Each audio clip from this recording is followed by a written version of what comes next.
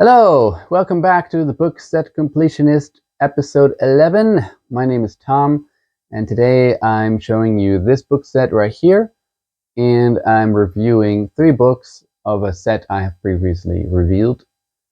Which one is that? It's a Narnia. This set here consists of 3, but it might have been 10. What do you mean with that? Well, these books were published in the early 2000s, 2005, 6, and 7, and that's not early then anymore. But in fact, the author had submitted transcripts of all 3 in 2004 already, and they were published after that. The author unfortunately passed away before his books were published. He never had the chance to witness the immense success that his trilogy was able to achieve. The genre here is crime or thriller. It's not originally English. I'm giving you a lot of hints.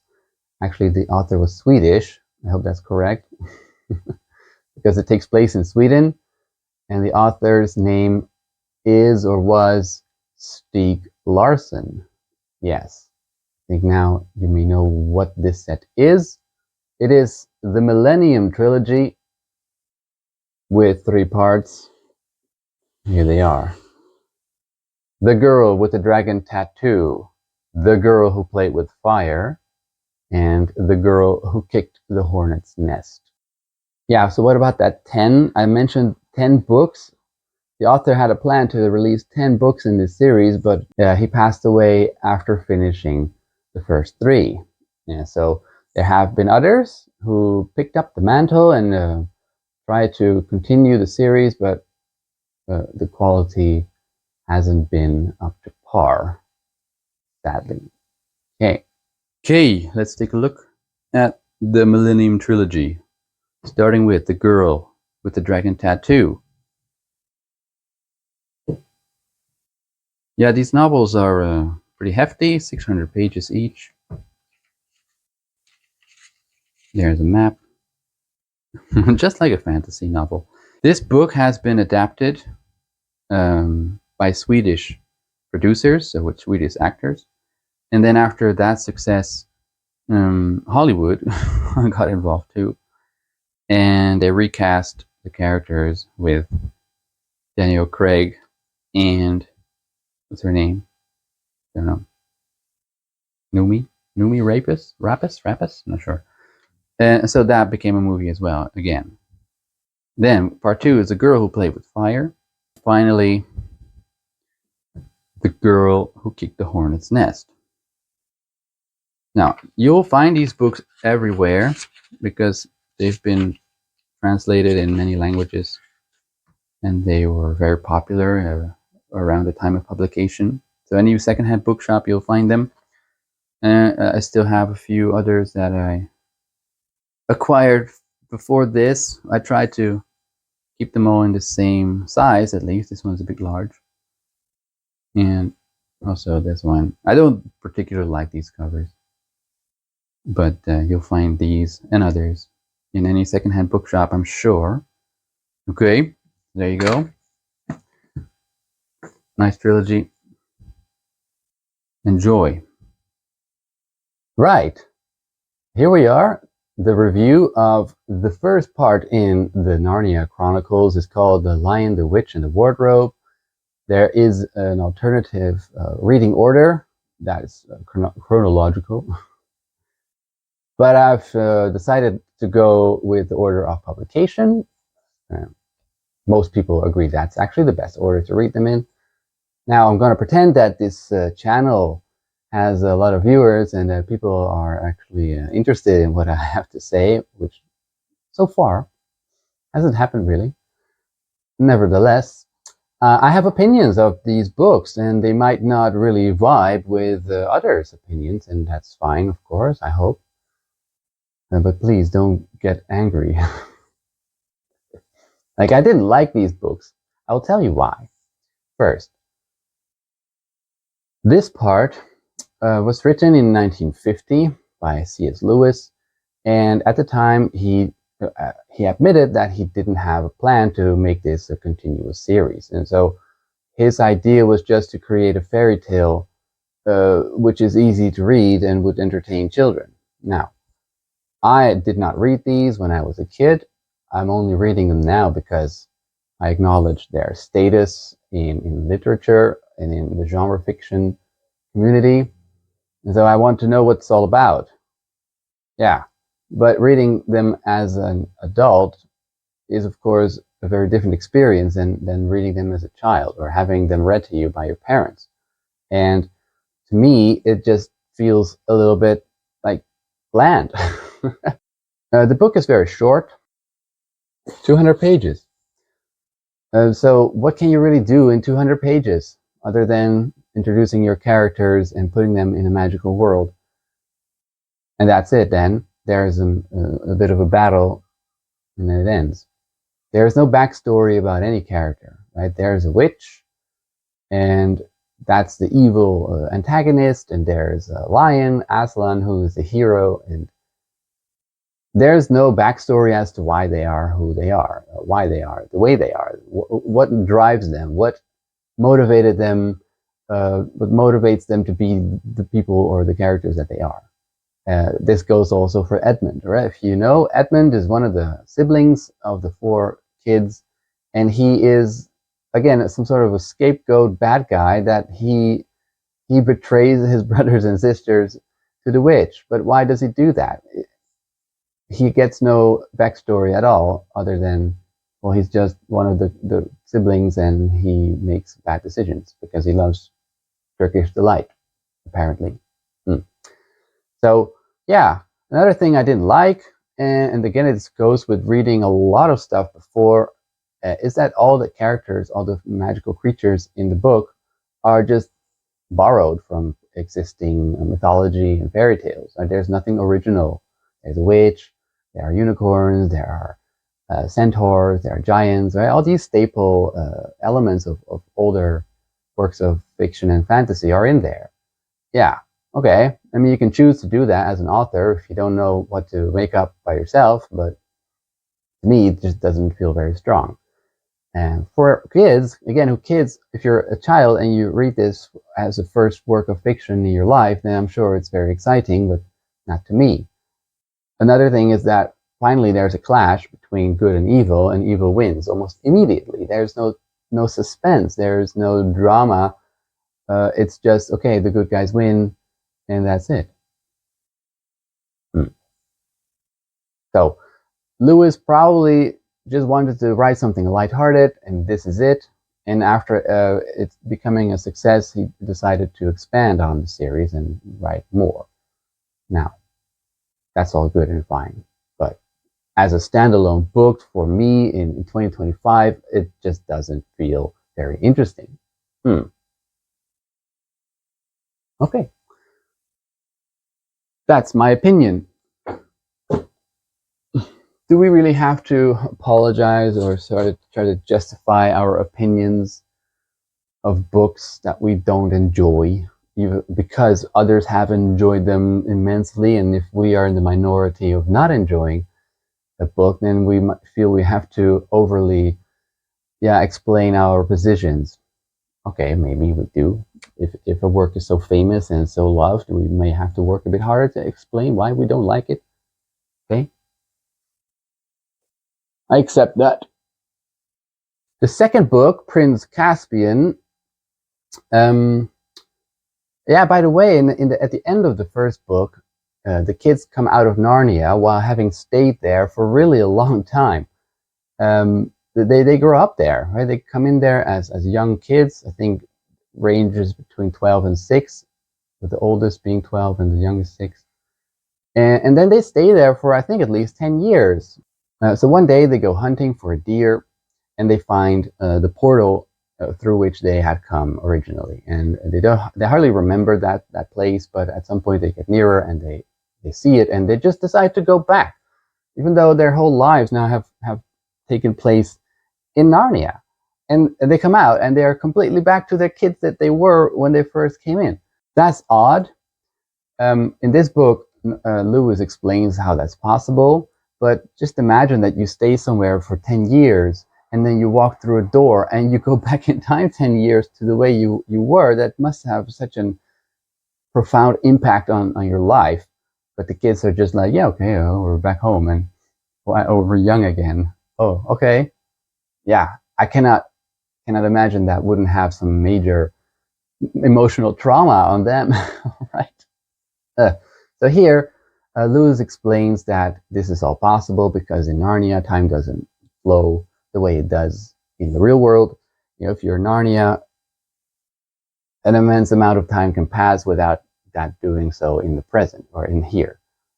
So if you go in Narnia for 10 years, you come back, no time has passed. Similarly, if you're here, any amount of time can pass in Narnia. Yeah, so I think it's about a year after the first book that the kids find the wardrobe again and that they go through. And 1,000 years have passed in Narnia. So that's possible too. So they go back to the castle they grew up in and they find it all abandoned and in ruins. And they meet this dwarf figure and he explains what's going on. Caspian is a prince who has run away from his castle because in the castle his evil uncle has taken over and is trying to get rid of this boy. It's a boy. He's really just a boy. If you have read Hamlet, same story. There's a king. The king has a brother. The brother kills the king, but the king also has a son, and so now the evil uncle is trying to kill his nephew. Same as in Hamlet, you know, but with animals and other magical creatures. So at some point there is a fight. The kids they meet up with Caspian, and they're all friendly, and of course, and so they want to fight the evil uncle Miraz, I believe is his name. And Miraz is not very well loved among his subjects, and so his knights are also finding ways to get rid of Miraz.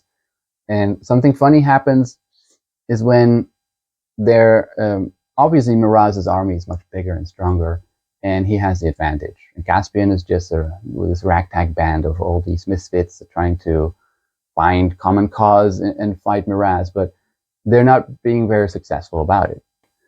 And so they come up with a plan. Caspian's side says, yo, Miraz, you want to settle this in a one-to-one fight? Just, you know, why wouldn't they try that? So whoever wins that fight will win the war. And so they send a messenger to Miraz, and Miraz, he hears that and thinks, well, that's completely ridiculous. Why would I do that? You know, I have the major upper hand. I'm way ahead of you guys and much stronger. Why would I consent to a personal fight with you, even though I might win that? He knows this. And as he tells his knights, remember, his knights also don't love him. And he says, you know what, is there any reason I should do this? Well, they say, no, unless you're a coward. What? Are you suggesting I'm a coward? Miraz says. Well, I see what you're trying to do. You're trying to get to my ego, right? Yeah, you tried to make me a coward so that I go into that battle, right? Huh? Is that it? Well, I see right through you, and I'll do it anyway. Okay. So Miraz is an idiot. Yeah. Okay. That's fun. But I'm not sure if that was the intention.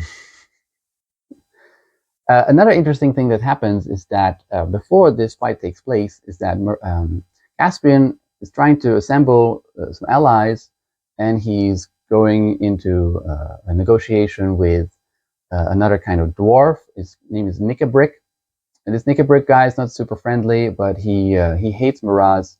He wants to get rid of Miraz, so he accepts to fight under Caspian. But after some skirmishes, they don't seem to gain any advantage, right? They're losing, and Nickabrick is unhappy. He says, yo, I hate Miraz, but see, I'm fighting you guys. You see, I'm suffering losses. My people are dying because of this war. And he says, well, I have an alternative suggestion. You know, why don't we bring in the witch from book 1? Because under the witch, the dwarves, they had it quite well. It's not like super healthy relationship. The witch was treating them as slaves, but being a slave, I guess, is better than dying. And so Nickabrick says, yeah, why not bring back the witch? But the witch is dead, although they have ways of bringing the witch back from the dead. But of course, Caspian is like, what the hell? No way, you cannot do that. Oh, and I see now, oh, you're trying to bring back the evil, and oh, that's very bad. And so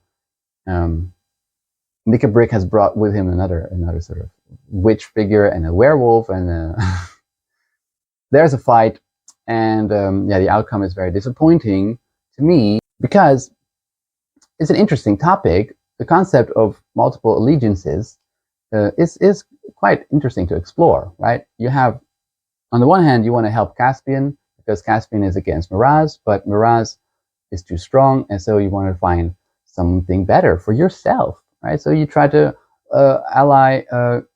align yourself with another person, but that person is a mortal enemy of your current ally. So how do you manage these different interests in a way that can make everybody happy? But okay, it doesn't happen like that. They just kill him. Yeah. Okay. That's stupid, but alright. So in the end, yeah, Aslan, of course, Aslan is always the hero. He at the end of the book, yeah, I'm spoiling this, but can I? Aslan rides in with his forces that he assembled on his own, and he beats the enemy very easily. And okay, it's like that. Again, Aslan is a hero. He cannot do anything wrong. He will save the day, and that's a bit boring from an adult point of view. Yeah, and that's me. Okay, so yeah, also not really great. Okay, and then the third part is The Voyage of the Dawn Treader from 1952. All these books are pretty standalone. You don't have to read them in sequence, but there are some references to previous books that are not super significant. But I'm reading them in the publication order. This one is like an adventure story where Caspian has established himself as the ruler of Narnia, and he's in full control. And he needs something to do, so he goes on a voyage in a ship. But before that, the two younger siblings of the four kids, because Peter and Susan are now too old, so they cannot go to Narnia anymore. Okay, so now there's only Edmund and Lucy. Yes, but they have a friend.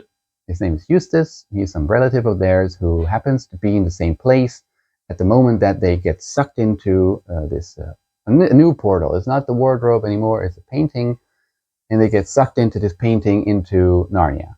And Eustace is well, very unlike the two kids. He has no imagination. He loves reading nonfiction, and he has a few peculiarities.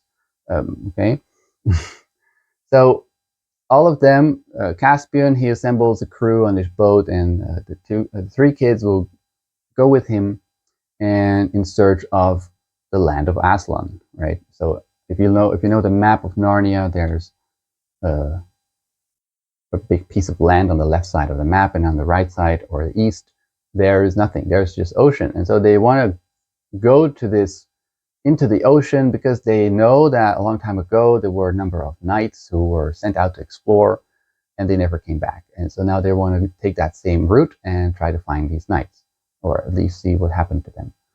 And as they go along, they encounter islands with stuff happening on each island. There's an island with slavers. There's an island with a dragon. One of the kids becomes a dragon. That's actually a quite fun thing that happened. On another island, there are crazy creatures who think they are invisible, and on another island, there is a table with magical food, and there's an island where dreams will come true, which nobody wants because that really means your real dreams come true, not like, oh, I wish I was rich kind of dream. No, your actual dreams will come true, and that is horrible. So they don't go there. So along the way, they learn what happened to these knights that went there a long time ago. And yeah, it's like the Odyssey, right? If I want to reference to an existing work of fiction again, I would use that. It's all right, it's fun, but it's still a little bit shallow. I mean, okay, these are children's books. I know. I just try to find if there's anything interesting in them, that trying to put myself into a child's shoes or imagine myself being young again. Would I have enjoyed these books? Well, that's hard to say, of course. I'm not really enjoying them in my current state. But all right, I think this is the best one of the three. It has some interesting new concepts. So here, Lewis doesn't just borrow from existing mythology, but he comes up with some original themes. And so that's good. Yeah. And so at the end, they reach like the outer limit of the ocean, and that's where the three kids go back to the real world. Okay, and Caspian, he will stay behind, and he will just go back to Narnia. Okay, so that's it. Very basic adventure story. Now, before I started reading this whole Narnia Chronicle thing, I was alerted by some people that it might have some references of Christianity in the Bible. And they said that Lewis, who is himself a Christian, is using these stories to groom children to become Christians too. And there is something to say for that, although I don't really think he's doing a good job at that. Okay, so what you'll see in the first book is that immediately after Lucy goes through the wardrobe, she meets this fawn character, and he immediately asks if she's the daughter of Eve. Okay, so there's no ambiguity there, right? He's talking about the Bible, the Genesis story, Adam and Eve. So why would Lewis put that in his own story, right? This intertextuality, he's referring to the Bible. And so he sets the tone. And if you consider that he takes the Bible as an inspiration, or he's trying to use it as an allegory, he's using the story as an allegory to the Bible, then you will look at every character as such, right? So the witch from the first book is that Satan. And Aslan, who's he? Well, he must be Jesus. He must be God. Especially what happens in the first book is that after Edmund betrays his siblings, the witch says that he has a right, she has a right to kill him because Edmund betrayed his siblings. And Aslan is then offering himself as a substitute or a sacrifice, say, oh, just take me. If you kill me, then the boy can go free. Like, why would he do that? Because he hardly knows Edmund. I don't think he's ever even met the boy, but he wants to sacrifice himself anyway. And he does that. So he allows himself to be killed, but of course, Aslan knows something the witch doesn't, and there's some higher magic that the witch is not aware of, and so he can come back. He's revived, just like Jesus. Okay. I wonder if that's an effective way of telling the story of Jesus, because if Aslan knew that his sacrifice was sort of not a real sacrifice, then what does that say about Jesus? If you know that you're not really going to die, what does your sacrifice mean? Nothing. So what's that? In Prince Caspian, there's a scene where the kids are trying to locate Caspian. So they're on this trip to the forest, and they're trying to find the way. And there's a junction, and they decide whether to go left or right. And Lucy, who in the first book has been proven to be a trustworthy girl who doesn't make stuff up, who doesn't lie, says that she sees Aslan. Or she sees a lion, at least. She sees a lion, and well, what other lion could there be? Well, they say, yeah, there are other lions in this forest, so maybe it's not Aslan. Okay, so the others don't believe Lucy, and they go right, which eventually turns out to be the wrong choice. And they backtrack, and they go back to the junction, and then they sleep, and Lucy wakes up, and she sees Aslan, and she says, oh, guys, wake up, Aslan's here. And nobody believes her, except Edmund, because Edmund knows that Lucy Well, actually, they should all know that Lucy is not someone who makes stuff up. But they forgot about that from the first book. It's like they're not themselves. So Aslan says, hey, yo, Lucy, you should follow me. Oh, okay. I think I can see you, but the others cannot see you. Oh, well, they should believe in me. It's about faith, right? If they don't see me, then they should believe in me. Just like, yeah. Okay.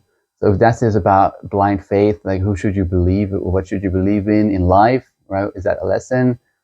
Should you believe in God even though you cannot see him? Is that what that's about? You need to show faith. Fine. Again, I don't think it's very effective to use a fairy tale like Narnia to somehow prove that God is real or that the Bible is real or that you should be a Christian. Yeah. In this one, it doesn't really go that far as the biblical references and all this Christian theology in it. But at the end, Aslan, they meet Aslan at the end of this book, and he says, well, you guys, you're now too old, and you cannot go back to Narnia. But don't worry, because I also exist in your world. I just go by a different name. I wonder what name that is. Yeah. So if Lewis was trying to use his chronicles as a way to prepare kids for Christianity, then I don't think that was very effective. In fact, I think it achieved the exact opposite. If you're trying, I mean, nobody's claiming that the Narnia Chronicles are something that really happened, right? We accept them as a fairy tale, as a work of fiction. So if you want to prove in a work of fiction that the Bible isn't a work of fiction, that that's real, then what? How can anybody believe that? Because then you would also have to believe that Narnia is real. If you talk about the Bible, or you sort of equate the characters in Narnia, especially Aslan, with God or Jesus or the Bible, like Adam and Eve, that story, you try to put that as a fact because that's what Christians believe is true, don't they? I mean, not all of them believe that Genesis had really happened, but yeah. So then this is counterproductive, no? If you don't want to use a fairy tale to talk about another, in my eyes, fairy tale and then claim that that fairy tale is somehow true and real and that you should follow that. No. So, yeah. The Christian references, the allegory, it's there. If you can recognize it, the kids will not recognize it, but they might later read the Bible and they think, oh, hey, look, that God, Jesus figure just reminds me of Aslan. Oh, okay. So Aslan wasn't real, right? No, just a fictional character. Oh, well, then what about God and Jesus? That's what I imagine would happen to anybody who reads both the Chronicles and the Bible. So, yeah, my opinion, don't worry about it. Yeah, but others have really taken offense with Lewis being all about, hey, Aslan, just like Jesus, and Jesus is a good guy, and you should believe that. Okay. Yeah, fine. I don't think it's effective. But, okay, overall, these three first books were not that great. This one was okay, a bit entertaining. I will read the other 4 parts too and see if that somehow improves the overall score of these books, but I would not expect that. Anyway, thank you very much for watching and see you again in the next video. Bye bye.